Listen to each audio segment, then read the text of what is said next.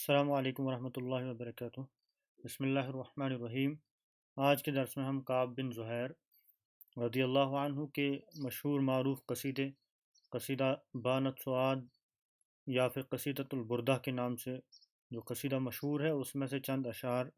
جو ہمارے نصاب میں مقرر ہیں اس کا انشاءاللہ مختصر شرح اور ترجمہ دیکھیں گے۔ کعب بن زہیر رضی اللہ عنہ کا یہ قصیدہ جو قصیدہ بردہ کے نام سے جانا جاتا ہے، عربی زبان میں، عربی ادب میں قصیدہ بردہ کے نام سے دو مشہور قصائد ہیں۔ ایک تو اصلاً جو حضرت کعب بن زہیر نے رسول اللہ صلی اللہ علیہ وسلم کی خدمت میں عرض کیا تھا۔ عموماً اس کو یہ کہا جاتا ہے کہ آپ صلی اللہ علیہ وسلم کی مدح میں قصیدہ کہا تھا، جبکہ حقیقت یہ ہے کہ یہ مدح سے زیادہ اعتذار کا قصیدہ ہے۔ فن الاعتذار میں ہم نے جیسے النابغہ الزبیانی کا قصیدہ مثلاً پڑھا جو النعمان المنذر کی خدمت میں اس نے کہا تھا۔ چنانچہ جو مختلف فنون مختلف مضامین جاہلی دور کی شاعری میں ہمیں ملتے ہیں، اس میں سے ایک مضمون جہاں وصف ہے، غزل ہے، فقر ہے، ہجو ہے، وہیں ان کے یہاں ایک موضوع، ایک مضمون شاعری کا اعتذار بھی ہوا کرتا تھا، یعنی اگر درگزر اور معافی اور مغفرت یعنی معافی کی درخواست کرنی ہو کسی سید سے، بادشاہ سے، کسی بڑے سے، تو شعراء وہاں قصائد لکھتے تھے اور اس میں اپنے عذر پیش کرتے تھے۔ تو اصلاً اگر دیکھا جائے تو یہ قصیدہ اسی نوع کا ہے، اسی نوعیت کا ہے جس میں کعب بن زہیر رسول اللہ صلی اللہ علیہ وسلم کی خدمت میں آ کر اپنا عذر پیش کرتے ہیں، اور وہ واقعہ جو ہے کہ کس وجہ سے کعب بن زہیر نے یہ قصیدہ لکھا ہے، سیرت کی تاریخ کی کتابوں میں، سیرت کی کتابوں میں اس کی تفصیل آپ کو مل سکتی ہے۔ چنانچہ سیرت ابن اسحاق یا سیرت ابن ہشام میں اس کی تفصیل ملتی ہے۔ سب سے پہلے جو ٹیکسٹ جو متن اس قصیدے کا ہمیں ملتا ہے اس کو ابن اسحاق نے ہی روایت کیا ہے، اور ابن اسحاق نے روایت کیا ہے، اور اس کے بعد ابن ہشام نے اس پہ کچھ چند اشعار کا اضافہ، تقریباً 9 یا 10 اشعار اور اس پہ اضافہ کیے ہیں اور بڑھا دیے ہیں جو ان کو کسی دوسری روایت سے ملے۔ کعب بن زہیر مشہور جاہلی دور کے شاعر زہیر بن ابی سلمہ جو اصحاب المعلقات میں بھی ہیں، ان کے بیٹے ہیں، فرزند ہیں۔ ان کا ایک دوسرا بھائی بھی تھا بجیر بن زہیر۔ چنانچہ کعب بن زہیر اور بجیر بن زہیر نے جب رسول اللہ صلی اللہ علیہ وسلم کی آمد مدینہ کے بارے میں سنا، یہ دونوں یمن میں مقیم تھے، یمن کے ایک مقام جس کو بلاد غامد کہا جاتا تھا، یمن کے جنوب میں تھا۔ بعض روایت میں یہ بھی ہے کہ کعب بن زہیر کے والد جو تھے زہیر بن ابی سلمہ، انہوں نے اپنے بیٹوں کو نصیحت کی تھی کہ چونکہ وہ حنفاء میں سے تھے، شرک اور دیگر چیزوں سے ہمیشہ انہوں نے پرہیز کیا، ان کی شاعری حکمت کے لیے جانی جاتی ہے، وہ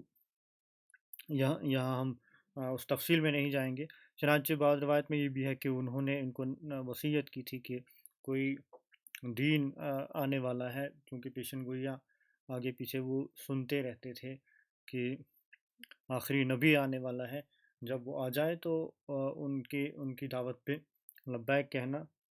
جو ہی ان کو اطلاع ہوئی کہ مدینہ میں کوئی ہے جو ایک نئے دین کی طرف دعوت دے رہے ہیں، تو انہوں نے وہاں کی طرف سفر کا ارادہ کیا۔ چنانچہ کعب اور بجیر دونوں چلے، لیکن کچھ راستہ طے کرنے کے بعد کعب بن زہیر کا دل کسی وجہ سے ان کا ارادہ بدل گیا، انہوں نے بجیر کو بھیجا اور کہا کہ آپ مدینہ جا کر دیکھیے کہ آخر یہ دین کیا ہے اور مجھے آ کر بتائیے، اس کے بعد ہم فیصلہ کریں گے۔ بجیر بن زہیر جب رسول اللہ صلی اللہ علیہ وسلم کی خدمت میں پہنچے تو انہوں نے وہاں پہنچنے کے بعد فوراً کلمہ پڑھا اور اسلام قبول کیا۔ جب یہ اطلاع کعب بن زہیر کو پہنچی کہ بجیر نے نیا دین اختیار کیا ہے، تو وہ بہت غصہ ہوئے، ناراض ہوئے بجیر سے کہ انہوں نے جلدی میں مجھ سے مشورہ کیے بغیر ایسا کیوں کیا، اور اسی غصے اور اسی ناراضگی میں انہوں نے ایک قصیدہ لکھا مسلمانوں کی ہجو میں، رسول اللہ صلی اللہ علیہ وسلم کی شان میں انہوں نے گستاخانہ اشعار کہے۔ جب مسلمانوں کو رسول اللہ صلی اللہ علیہ وسلم کو اس کی اطلاع پہنچی تو انہوں نے فوراً یہ حکم جاری کر دیا کہ کعب بن زہیر جہاں بھی ملے اس کا خون حدر کیا گیا، یعنی جس مسلمان کو جہاں کعب بن زہیر ملے ان کو مار دیا جائے، ان کے قتل کا گویا عام حکم جاری فرما دیا۔ یہ بظاہر تھوڑا سخت حکم اگر معلوم ہوتا ہے تو یہ اس لیے کہ یہ اس ماحول اور اس زمانے میں اور اس وقت میں شاعر اور قصیدے کی کیا اہمیت تھی، اگر وہ چیزیں آپ کے ذہن میں ہوں تو اس کو سمجھنا زیادہ مشکل نہیں ہے۔ شاعر جب کوئی قصیدہ کہتا تھا تو وہ بات آگ کی طرح پھیل جاتی تھی، یا اپنے شعر کے تعارف میں جاہلی دور کی سماج میں جو شاعر اور شاعری کا مقام تھا اس میں یہ چیزیں آپ سمجھ سکتے ہیں۔ اس کے ساتھ اس پیرائے میں دیکھیے تو اس کی اہمیت کا اندازہ ہو سکتا ہے۔ چنانچہ کعب بن زہیر کو جب یہ اطلاع پہنچی کہ ان کے قتل کا حکم عام مل چکا ہے کہ جہاں کسی کو مل جائے تو ان کو مار دیا جائے، ان کا دل بدل گیا اور انہوں نے کوشش کی کہ وہ کسی طرح سے خود رسول اللہ صلی اللہ علیہ وسلم کی خدمت میں حاضر ہو جائیں، اور ایک قصیدہ لکھا، یہ اعتذار کا قصیدہ لکھا۔ اعتذار کے ساتھ ساتھ یقیناً اس میں مدح بھی ہے، آپ صلی اللہ علیہ وسلم کی مدح کی، آپ صلی اللہ علیہ وسلم کے صحابہ کرام کی مدح کی۔ جو قصیدے کا اخیر میں اصل مضمون ہے، عنوان ہے، یعنی جو مضمون اعتذار کے بعد آیا ہے وہ رسول اللہ صلی اللہ علیہ وسلم کی مدح ہے، اور صحابہ کرام کا بہت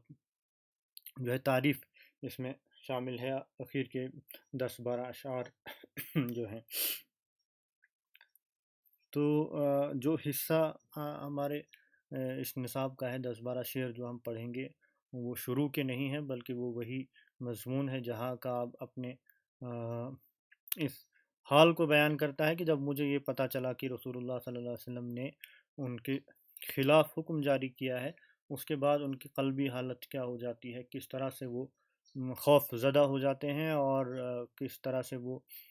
کوشش کرتے ہیں کہ وہ خود رسول اللہ صلی اللہ علیہ وسلم کی خدمت میں پہنچ جائیں، کیونکہ وہاں عفو اور درگزر کی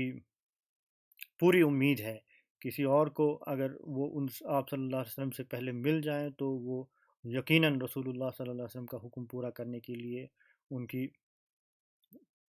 ان کو قتل کر دیں گے۔ اور اس طرح سے یعنی یمن کے علاقے سے مدینہ تک پہنچنا، اور بغیر کسی پہ یہ ظاہر کیے ہوئے کہ وہ کون ہے، اس سفر میں کون سی دشواریوں کا ان کو سامنا ہوا، کس طرح سے وہ رات کے اندھیرے میں چھپ چھپا کر پہنچے، اور کس طرح رسول اللہ صلی اللہ علیہ وسلم کی مجلس میں پہنچنے کے بعد یہ نہیں کہا کہ میں کعب ہوں، بلکہ یہ کہا کہ کعب آپ سے ملنا چاہتے ہیں، وہ اسلام قبول کرنا چاہتے ہیں۔ وہ سیرت اور تاریخ کی کتابوں میں آپ کو تفصیل مل سکتی ہے۔ چنانچہ قصیدے کی ابتدا اس زمانے کے ادبی ذوق اور ادبی روایت کے اعتبار سے محبوبہ کے ذکر اور ان کے دیار کے ذکر سے ہوتا ہے، جو سعاد کے نام سے انہوں نے ذکر کیا ہے۔ پہلا جو شعر ہے، بانت سعاد فقلب اليوم متبول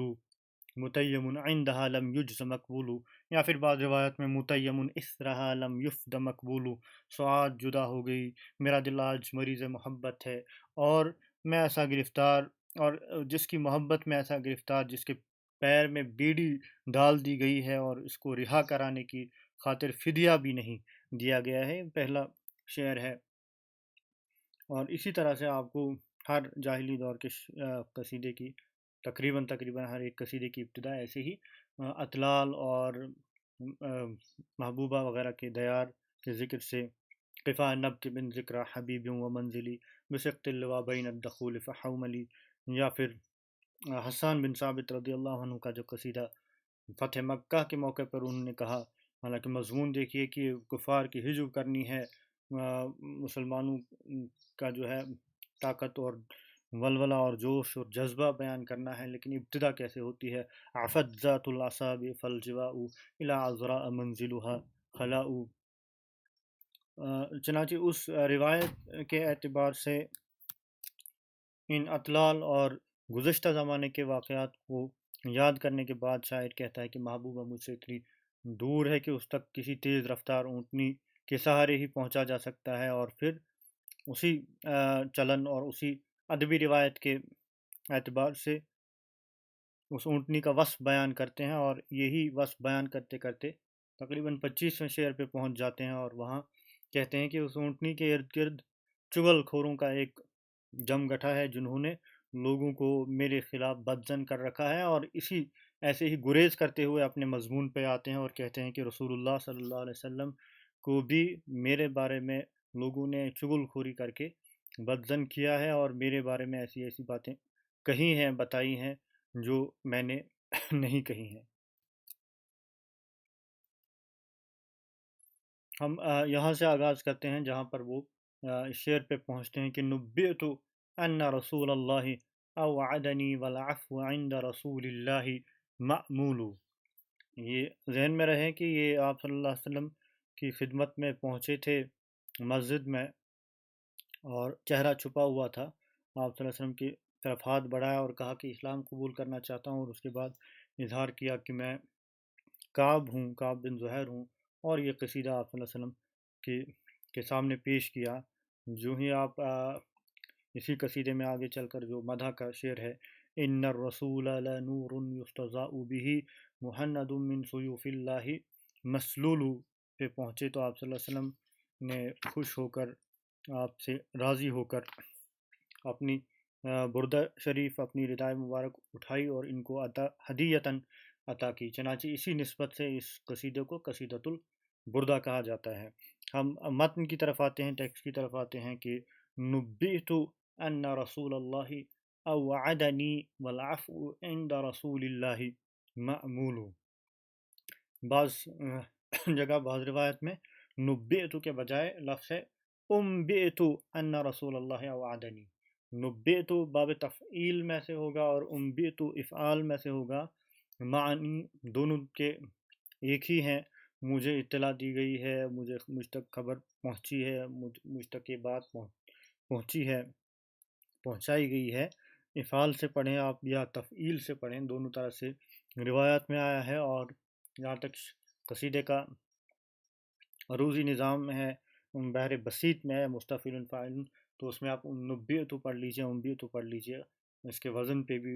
اس لفظ کو بدلنے سے کوئی فرق نہیں آ رہا ہے۔ نبئت ان رسول اللہ اوعدنی، مجھے یہ خبر پہنچی ہے، مجھے اطلاع پہنچی ہے کہ رسول اللہ صلی اللہ علیہ وسلم نے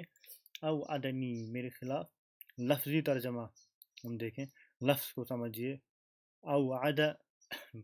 دھمکی دینا، ڈرانا، اوعدنی میرے خلاف جو ہے خلاف حکم جاری کیا ہے، والعفو اور درگزر، معافی، بخشش، عند رسول اللہ، رسول اللہ صلی اللہ علیہ وسلم کے یہاں، ان کے دربار میں، ان کے خدمت میں، مأمولو، اس کو آپ اردو والے معمول سے جو خلط ملط نہ کریں، حمزہ کے ساتھ ہے، عمل، حمزہ میم لام،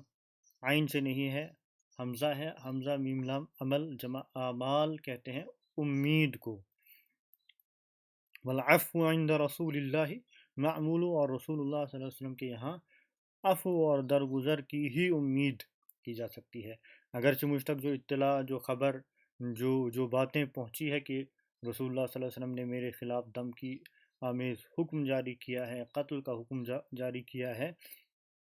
والعفو، جبکہ حال یہ ہے کہ عند رسول اللہ، آپ صلی اللہ علیہ وسلم کی، رسول اللہ صلی اللہ علیہ وسلم کی خدمت میں عفو اور درگزر اور معافی ہی کی امید کی جا سکتی ہے۔ حاشیے پہ بھی ایک نظر آپ دوڑا سکتے ہیں۔ اوعد حدد، دھمکی دینا، اور اس کا جو مادہ ہے اوعدہ کا، وعدہ، وعدہ کے ایک معنی ہے، جیسے آپ جانتے ہیں عام سا معنی وعدہ، وعدہ کرنا کسی چیز کا، اور دوسرا وعدہ یعنی ثلاثی مجرد میں ہی ایک معنی وعدہ کے یہ بھی ہیں کہ ڈرانا۔ الشیطان یعدکم الفقر، الشیطان یعدکم الفقر، شیطان آپ کو فقر سے، تنگ دستی سے ڈراتا ہے۔ تو وہاں لفظ جو استعمال ہوا ہے وعدہ، تو وہی افعال میں جب اوعدنی کہ ڈرایا ہے، میرے خلاف دھمکی دی ہے۔ تو آسان سے اسلوب میں اس کا ترجمہ ہم جو کر سکتے ہیں بالآخر کہ مجھے بتایا گیا ہے کہ رسول اللہ صلی اللہ علیہ وسلم نے مجھے دھمکی دی ہے، لیکن بخشش اور درگزر کی رسول اللہ صلی اللہ علیہ وسلم سے توقع قائم ہے۔ فقد اتیت رسول اللہ معتذرا والعذر عند رسول اللہ مقبول۔ آسان سا شعر ہے، فقد اتیت، میں آپ صلی اللہ علیہ رسول اللہ صلی اللہ علیہ وسلم کی خدمت میں حاضر ہوا، معتذراً، معذرت خواہ بن کر، اپنا عذر پیش کرتے ہوئے، والعذر عند رسول اللہ مقبول، اور یقیناً عذر رسول اللہ صلی اللہ علیہ وسلم کے نزدیک، ان کے یہاں قابل قبول ہے، مقبول ہے۔ مہلاً، مہلاً هداك الذي أعطاك نافلة القرآن فيها مواعظ وتفصيل. مهلا هداك الذي أعطاك نافلة القرآن فيها مواعظ والتفصيل. مهلا، ذرا ٹھہریے، هداك الذي أعطاك، یہاں جو ہدا کا لفظ ہے یہ ہدا یعنی ہدایت کرنا، ہداک الذی، آپ صلی اللہ علیہ وسلم کو راہ راست، راہ حق دکھایا اللہ تبارک و تعالیٰ نے، الذی اعطاک، جنہوں نے آپ کو، جس نے آپ کو عطا کیا، نافلۃ القرآن، قرآن کا تحفہ، قرآن کا ہدیہ، قرآن کا عطیہ، فیہا، جس فیہا کی جو ضمیر ہے نافلہ کی طرف ہے، قرآن کی طرف نہیں ہے، نافلۃ القرآن، قرآن کا ہدیہ، اس ہدیے میں، اس عطیے میں، اس تحفے میں کیا ہے؟ مواعظ، موعظہ، نصیحتیں ہیں، تفصیل، اور تفصیل ہے، وضاحت ہے، حق و باطل کی تبیین ہے، وضاحت ہے تمام چیزوں کی، حق کیا ہے، ناحق کیا ہے، ظلم کیا ہے، عدل کیا ہے، اور نصیحتیں ہیں اس ہدیے میں۔ تو مہلاً، ذرا ٹھہریے، آپ کو وہ اللہ تعالیٰ ہدایت دے، جو ہدا کا جو ہے اس کو دو طرح سے پڑھ سکتے ہیں۔ ہدا کا آپ اس کو ماضی میں لے لیں کہ آپ کو اللہ نے ہدایت دی، وَوَجَدَكَ ضَالًّا فَهَدَى، مَهْلًا هَدَاكَ الَّذِي أَعْطَاكَ، یا پھر فعل ماضی کو دعائیہ جیسے کہتے ہیں، مہلاً، اللہ تعالیٰ ہدایت دے جس نے آپ کو قرآن کا عطیہ دیا ہے، اور وہ قرآن جس میں معاش و معاد کی تفصیل ہے، دنیا و آخرت کی تفصیل ہے۔ لا تأخذنی، ذرا ٹھہریے، کس لیے ذرا ٹھہریے؟ لا تأخذنی بأقوال الوشاة، اخذ یاخذ پکڑنا، لا تأخذنی، آپ میری گرفت نہ کیجیے، مجھے نہ پکڑیے، میری سرزنش نہ کیجیے، بأقوال الوشاة، کس سبب سے، کس وجہ سے، بأقوال الوشاة، وشات واشن جمع وشات، وشایشی جو ہے جو واشن کہتے ہیں چغل خور کو کہتے ہیں، وشات جمع ہے، لیکن اگر آپ لفظ وشا کو دیکھیں تو لغت میں وشایشی کے ایک حقیقی معنی یہ ہے کہ کسی چادر کو، کسی کپڑے کے کنارے کو کشیدہ کرنا، اس میں کشیدہ کاری کرنا، اور سیدھا سادہ جو کپڑا ہے اس میں آپ اس کو متلون کر دیا، اس کو رنگین کر دیا، اس میں نقش و نگار کا اضافہ کر دیا، تو وشایشی وہاں سے نکلا، اور یہ چغل خور کے ساتھ یہ مناسبت ہے کہ سیدھی سی بات کے ساتھ چار باتیں اور جوڑ دیں، تو یہ واشی ہو گیا، لا تأخذنی بأقوال الوشاة، یہ لگائی بجائی کرنے والے، یہ چیمے گوئیاں کرنے والے، یہ چغل خوری کرنے والے، ان کے کہنے کے سبب آپ میری گرفت نہ کیجیے، کہ باتوں کی وجہ سے ان لگائی بجائی کرنے والوں کی جو ہے باتوں پر میری گرفت نہ فرمائیے۔ ولم اذنب، حالانکہ میں نے گناہ نہیں کیا ہے، میں نے غلطی نہیں کی ہے، جو غلطی یہ مجھ سے منسوب کرتے ہیں۔ ولو کثرت ولو کثرت اگرچہ بہت زیادہ ہو گئے ہیں، کثرت کے ساتھ یہ باتیں پھیل چکی ہیں، فی یا میرے بارے میں، الاقاویلو یہ چیمیں گوئیاں، یہ باتیں جو ہو رہی ہیں بہت کثرت سے پھیل چکی ہیں، اگرچہ یہ ہر جگہ پھیلی ہوئی ہیں یہ باتیں جو ان چغل خوروں نے پھیلائی ہیں، وَلَمْ أُذْنِبْ لیکن میں نے ایسا کسی گناہ کا ارتکاب نہیں کیا ہے، لا تأخذنی بأقوال الوشاة ولم أذنب ولو كثرت فی الاقاویل، محلن کے بعد لا تأخذنی، ان دو اشعار کو اگر ساتھ ملا کر پڑھیں تو ذرا ٹھہریے، آپ کو اللہ تعالیٰ نے ہدایت دی، جس نے آپ کو قرآن کا عطیہ دیا ہے، اور وہ قرآن جس میں نصیحتیں ہیں، جس میں معاش دنیا و آخرت، معاش و معاد کی تفصیل ہے، لگائی بجھائی کرنے والے یعنی چغل خوری کرنے والوں کی باتوں پر میری گرفت نہ فرمائیے، در حقیقت میں نے کسی جرم کا ارتکاب نہیں کیا ہے، اگرچہ میرے سلسلے میں، اگرچہ میرے بارے میں بہت سی چیمیں گوئیاں، بہت سی باتیں ہو رہی ہیں۔ ہداک الذی اعطاک نافلۃ القرآن کے حوالے سے ایک بات ذہن میں رہے، جیسے عبداللہ عباس ندوی صاحب نے شرح بردہ میں لکھا ہے کہ رہا یہ کہ شاعر حضرت صلی اللہ علیہ وسلم کو دعا دے رہے ہیں، ہداک الذی اعطاک، یہ بھی ان استثنائی فقروں میں سے ہے جو کلام کا وزن پورا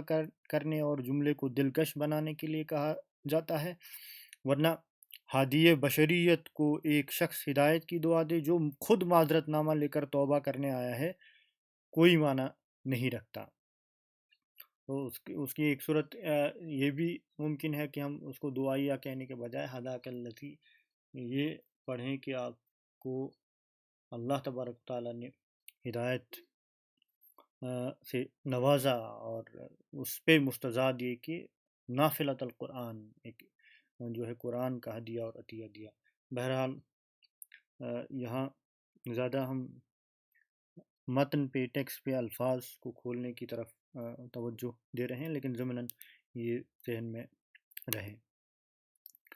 آگے چلتے ہیں، لقد اقوم مقاما لو يقوم به يرى ويسمع ما قد اسمع الفيل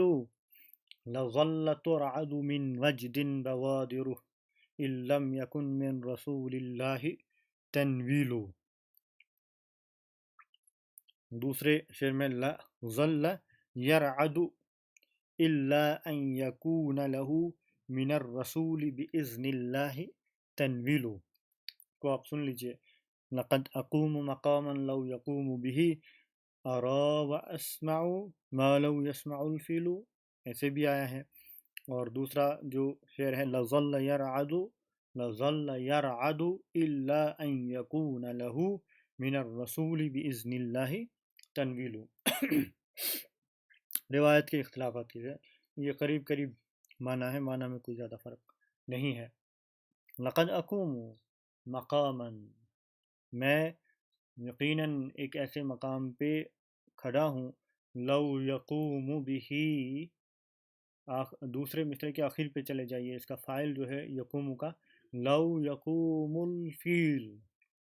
لو یقوم به الفیل،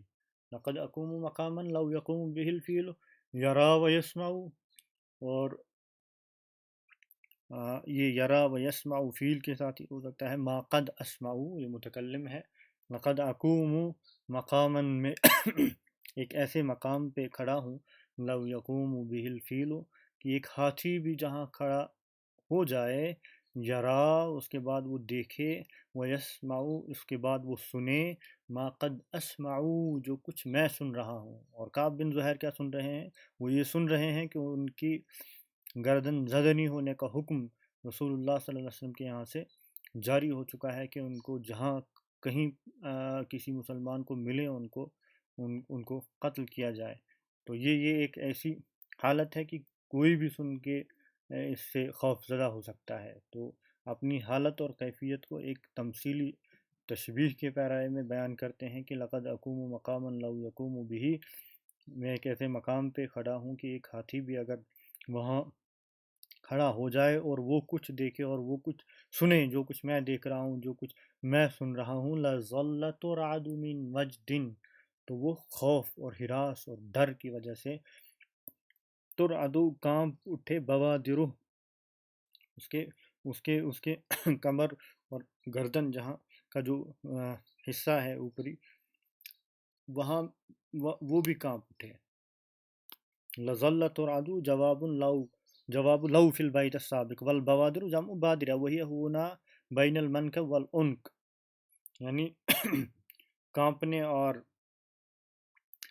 تھر تھرانے کو کی نسبت عموماً دیکھیں کہ خوف طاری ہو جائے تو آدمی کے ہاتھ پاؤں کپ کپانے لگتے ہیں، کانپنے لگتے ہیں، لیکن انہوں نے ہاتھی کے ساتھ اس کو مثال دے کر یہ کہا کہ اس کے پشت اور گردن کے بیچ کا حصہ، جس پہ ظاہر سی بات ہے کہ کپ کپاہٹ اور جو ہے کانپنے کا فوراً اثر نہیں ہوگا، ہاتھ پاؤں کانپتے ہیں، لیکن یہ اس قدر خوف ہے، اس قدر ڈر ہے، اس قدر ہیبت ہے کہ جسم کا وہ حصہ بھی تھر تھرانے لگے. تو اصل میں یہ شدت خوف اور شدت وحشت کے حال کو بیان کر رہے ہیں. اِلَّمْ يَكُنْ مِنْ رسول اللہ تنویل، اگر رسول اللہ صلی اللہ علیہ وسلم کی طرف سے بخشش اور معافی کی امید نہ ہو. تو یہاں یہ آپ نے خوف و ہراس کو بھی بیان کرتے ہیں، اور یہ پھر سے ایک بار اپنی امید اور اپنی توقع کو ظاہر کر رہے ہیں کہ میں ایسی جگہ پر کھڑا ہوں کہ اگر یہاں پر کوئی ہاتھی کھڑا ہوتا اور جو میں دیکھ سن رہا ہوں اور دیکھتا سنتا، وہ بھی اگر دیکھتا سنتا تو وہ ہاتھی بھی خوف سے کانپ رہا ہوتا، اللہ یہ کہ اللہ کے حکم سے، اللہ یہ کہ اللہ کی مرضی سے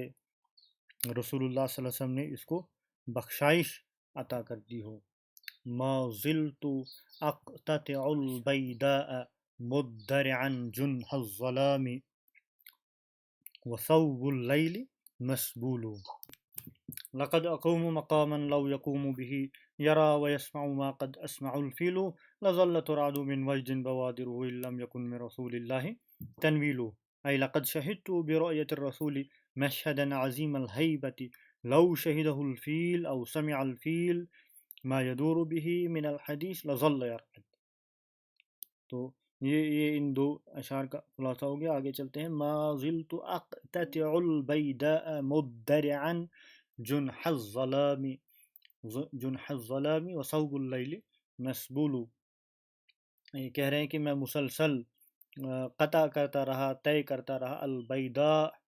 صحرا کو. البیداء صحرا، میں صحراؤں کا سفر کرتا رہا مدینہ تک، مسجد نبوی تک پہنچنے کے لیے. مدرعن، لیکن ظاہر سی بات ہے ان کے خلاف کیونکہ حکم جاری ہو چکا تھا، ان کو خود کو بچانا تھا کسی کی نظروں میں آنے سے، اس لیے کہہ رہے ہیں کہ میں نے زرہ پہن لی تھی خود کو بچانے کے لیے، لیکن وہ زرہ لوہے کی نہیں تھی، کسی تیر تلوار سے بچنے کے لیے ان کے اوپر کوئی ظاہری جو ہے زرہ نہیں تھی، بلکہ انہوں نے جو درع پہنی تھی وہ کیا تھی؟ جنح الظلام، وہ جو اندھیرے کے گویا بازو ہیں، پنکھ ہے، ان اندھیرے میں چھپ کر، یعنی خود کے بچاؤ کے لیے جو انہوں نے سامان، جو ڈال اختیار کی تھی، جو زرہ پہن لی تھی، وہ کیا تھی؟ وہ رات کے اندھیرے تھے. رات کے اندھیروں میں خود کو چھپتے چھپاتے انہوں نے صحراؤں کا سفر کیا کہ دن میں کسی کی نظر میں نہ آ جائیں. وصوب اللیل مسبول، اور یہ اس وقت میں ان اندھیروں کا سہارا لیتا ہوا، خود کو چھپاتا ہوا سفر کرتا رہا صحراؤں کا، جبکہ رات اپنے پردے خوب لٹکا چکی تھی، یعنی خوب گہری رات چھا جانے کے بعد. صوب کپڑا، مسبول جو ہے لٹکانا. ما زلت اقتطع البیداء مدرعا جنح الظلام وصوب اللیل مسبول. ما اسبل من الازار، اسبال لٹکانا. ادرع الظلام ای لبسہ کانہ درع، یعنی ظلمت کو، اندھیرے کو اس طرح گویا پہنا ایک طرح سے، گویا وہ زرہ ان کے لیے ایک ڈھال بن گئی، ان کے لیے ایک بچاؤ بن گیا وہ اندھیرا۔ کب تک؟ حتی وضعت یمینی ما انازعها، وفی روایت لا انازعها لا انازعه، حتى وضعت يميني ما انازعها، او حتى وضعت يميني لا انازعه في كف ذي نقمات قوله القيل، في كف ذي نقمات قيله القيل، قوله القيل، دونوں طرح سے آیا ہے، یہاں تک کہ میں نے اپنا ہاتھ رکھا، حتی وضعت یمینی، میں نے اپنا داہنا ہاتھ رکھا، ما انازعه، ما انازعها، ہا کی ضمیر جو ہے وہ یمین کی طرف ہے، ہاتھ کی طرف ہے، کسی کشمکش کے بغیر، کوئی اس کو آگے پیچھے کھینچے بغیر، کسی تردد کے بغیر، فی کف ذی نقمات، اس دست مبارک میں، اس ہاتھ میں جو ذی نقمات، جو بدلہ لینے کی قوت رکھتے ہیں، جو بدلہ لینے کی طاقت رکھتے ہیں، قولہ القیل، جن کی بات گویا، یعنی لفظی ترجمہ دیکھیں تو قولہ القیل، ان کی بات، کہی ہوئی بات، یعنی ان کی بات پتھر کی لکیر ہے۔ آپ صلی اللہ علیہ وسلم نے کہہ دیا کہ کعب سے بدلہ لیا جائے گا، تو اس کے پورا ہونے میں مجھے کوئی شبہ نہیں ہے، کوئی شک نہیں ہے، کوئی تردد نہیں ہے، اسی لیے میں رات کے اندھیروں میں، صحراؤں میں چلتا ہوا، اندھیروں کو اپنا سہارا اور ڈھال بناتا ہوا، جبکہ رات خوب گہری ہو چکی ہوتی تھی، سفر طے کرتا تھا، یہاں تک کہ میں اس مقام تک پہنچا جہاں میں نے اپنا ہاتھ رسول اللہ صلی اللہ علیہ وسلم کے ہاتھ میں بلا تردد، بلا کسی شک و شبہ کے دے دیا، اس دست مبارک میں، اس ہاتھ میں جو بدلہ لینے کی قوت اور طاقت رکھتے ہیں، اور جن کی بات پتھر کی لکیر ہے، جو جو فرما دیں وہ پورا ہو کر ہی رہنا ہے۔ ما انازعها ای لا اجذبها، میں اس کو پیچھے نہیں کھینچتا، والقیل القول الحق، یعنی عام جو ہے روزمرہ محاورے میں اس کا ترجمہ کریں تو یہی مناسب تر ہوگا کہ قولہ القیل، کہ آپ کی بات پتھر کی لکیر ہے۔ تو گویا اس کا ترجمہ یوں ہو سکتا ہے کہ جن کا فرمان قول القیل، جن کا فرمان نافذ العمل ہے، کہ ان کی بات تو بات ہے، یوں بھی کہ قول القیل کا لفظ ہے، ان کی بات بات ہے، یعنی اس میں کوئی تردد، دو رائے نہیں ہے، وہ یوں ہی کوئی کہی ہوئی بات نہیں ہے۔ وَقِيلُهُ يَا رَبِّ إِنَّ هَؤُلَاءِ قَوْمٌ لَا يُؤْمِنُونَ، وَقِيلُهُ کا، اور اس کا یہ قول، یعنی قیل کا لفظ جو ہے قول کے لیے بھی استعمال ہوا ہے، جیسا ہوا ذی نقمات، قیلُهُ القیل بھی کہیں آیا ہے، اور قولُهُ القیل، لہذا وہ گویا اس طرح سے میں حضرت صلی اللہ علیہ وسلم کی روبرو مجرم کی حیثیت سے آیا، اور اپنا ہاتھ، داہنا ہاتھ جو آپ صلی اللہ علیہ وسلم کے کف دست میں، آپ کے دست مبارک میں رکھ دیا، جو مجھ سے ناراض تھے اور انتقام لینے کی، بدلہ لینے کی پوری قدرت رکھتے تھے، اور اس کے ساتھ یہ بھی کہ ان کا قول، ان کا فرمان نافذ العمل ہے، جس میں کوئی دو رائے نہیں ہے۔ فَلَهْوَ أَخْوَفُ عِنْدِي إِذْ أُكَلِّمُهُ فَلَهْوَ أَخْوَفُ عِنْدِي إِذْ أُكَلِّمُهُ وَقِيلَ إِنَّكَ مَنْسُوبٌ وَمَسْئُولٌ، تو یہاں یہ جو حال ہے میرا، فَلَهْوَ، تو فَلَهْوَ أَخْوَفُ عِنْدِي، وہ میرے لیے اور بھی زیادہ خوف اور ڈر اور وحشت کا مقام ہے، اِذْ أُكَلِّمُهُ، جب میں آپ صلی اللہ علیہ وسلم کے ساتھ، جب میں ان کے ساتھ بات کر رہا تھا، وقیلا، اور جبکہ یہ کہا گیا تھا، انک منصوب، کہ تمہاری طرف بہت ساری چیزیں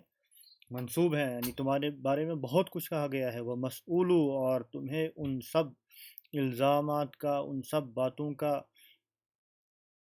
جو ہے جواب دہ ہونا ہے، تمہیں ان کا جواب دینا ہے کہ آخر تم نے ایسا کیوں کہا اور کیا کہا۔ تو اس وقت اپنے خوف، جیسے اوپر فیل کے ذریعے سے یہ بتایا کہ اس کا حال کیا ہوتا، اب یہاں ایک اور مثال سے بتا رہے ہیں کہ وہ خوف کا عالم کیسا تھا، یعنی اوپر کہا کہ اگر وہ ہاتھی پہ وہ خوف کا عالم طاری ہو جائے تو وہ بھی کانپ اٹھے. یہاں یہ کہا کہ میرے اندر جو خوف طاری ہوا اس کی مثال کیا تھی، جب کہ میں آپ صلی اللہ علیہ وسلم کی خدمت میں سامنے حاضر ہو چکا تھا اور میری طرف جو باتیں منسوب تھیں جو آپ تک پہنچی تھی اور مجھ سے جو سوال و جواب ہونا تھا مجھے جو اس کا ذمہ دار ٹھہرایا گیا تھا. تو اخوف عندي من زيغم بذراء الارض مخضره في بطن عصر غيل دونه غيل. زيغم شیر. اخوف أي أعظم مسبب للخوف، ومنسوب أي مسؤول عن نسبك، أي إن مقامي بين يدي رسول الله بعد أن قيل لي إنك تسأل عما نصب إليك من القبيح لأشد إخافة لي من زيغم. تو یہ آپ صلی اللہ علیہ وسلم کی خدمت میں اپنی طرف منسوب باتوں کا جواب دینا اور اپنی جو ہے برات کو ظاہر کرنا، یہ اتنا خوف کا عالم تھا کہ اگر کوئی شخص ایسے جو آگے بتائیں گے کہ ایسے شیر کے سامنے ہو جو اس پہ خوف طاری ہوگا، جو اس حال میں ایک ڈر ہو سکتا ہے، اس سے زیادہ ڈر میں رسول اللہ صلی اللہ علیہ وسلم کی مجلس میں محسوس کر رہا تھا. من زائغ من متعلق بأخوف البيت السابق، ودراء الأرض أي الأرض المستوية التي تأويها السباع وبها نبض من الشجر، والمخضر مكان إقامة الأسد، وبطن أثر مأسدة أي مخضره غيل من بطن أثر دونه غيل، والغيل الأجمع يصفه بالمنع والتوحش. تو یہ شعر یعنی اگر ایسے شعر، کیسے شعر؟ من زیغ من بذراء الارض مخدرہ، جس کا مخدر، جس کے جو اردو میں کہتے ہیں کھچار لفظ استعمال ہوتا ہے، یعنی شعر کے جو ہے جھاڑیوں میں اور درختوں کے بیچ میں جو شعر اپنا بیٹھنے کی جگہ بناتا ہے، مخدر چھپنے کی جگہ، وہ ہے کہ من زیغ من بذراء الارض، ایک پلین، ایک چٹیل میدان میں جو جس میں کیا ہو، غیل دونہ غیل، جس میں ایک کے بعد ایک جھاڑیاں ہر طرف ہوں، ان جھاڑیوں کے بیچوں بیچ اس شیر کا ٹھکانہ ہو، کھچار ہو، بیٹھنے کی جگہ ہو. کہاں پہ؟ فی بطن اثر، یہ مقام ایک جگہ کا نام ہے. بطن اثر کے مقام میں کی جگہ پہ چٹیل زمین پہ جو جگہ جگہ جھاڑیاں، کانٹے دار جھاڑیاں، اجمہ کہتے ہیں جھاڑی کو، کانٹے دار جھاڑیاں پھیلی ہوئی ہیں، اور انہی میں ایک شیر ہے جس کا ٹھکانہ وہاں ہے. اگر کوئی شخص یعنی اس کے سامنے آ جائے جو اس کا خوف کا عالم ہو سکتا ہے، جو اس کے ڈر کا عالم ہو سکتا ہے، اس سے زیادہ خوف میں محسوس کر رہا تھا. اور یہ اتنا ہی نہیں بلکہ وہ شعر کیا ہوگا، یغدو فیلہم ہے، یلہم زرغامین عیشہما لحم من الناس معفور خرادل. ایسا شعر جو صبح اس حال میں کرتا ہے کہ لحم گوشت کھلاتا ہے، زرغامین دو شیروں کو،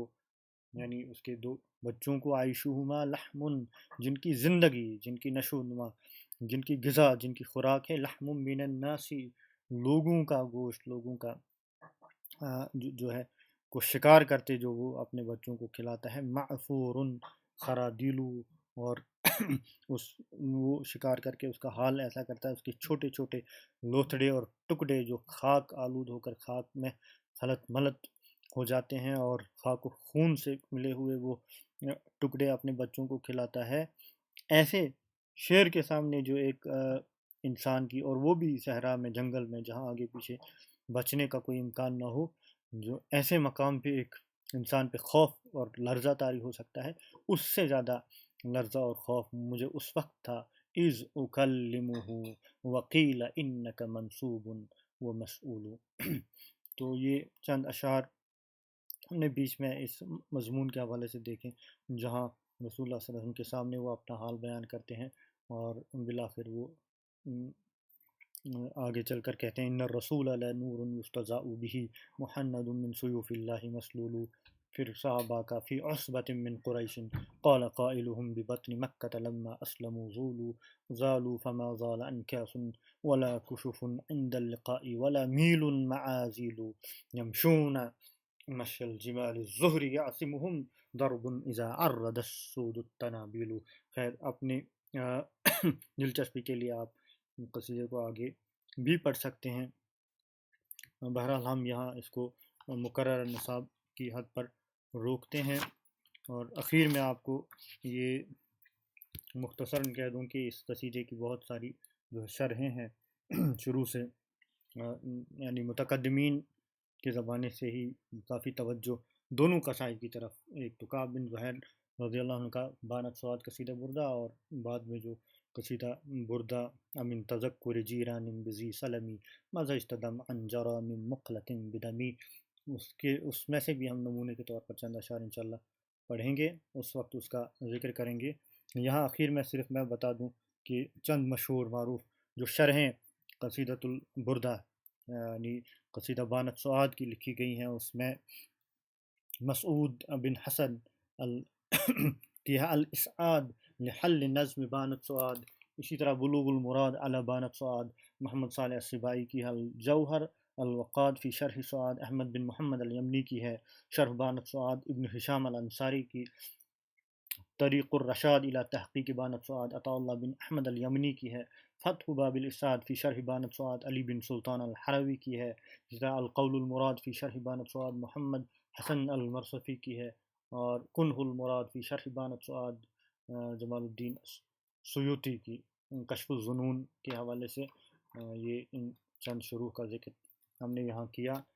شرحوں کے ساتھ ساتھ اس پہ تضمین اور تخمیس اور تسبیح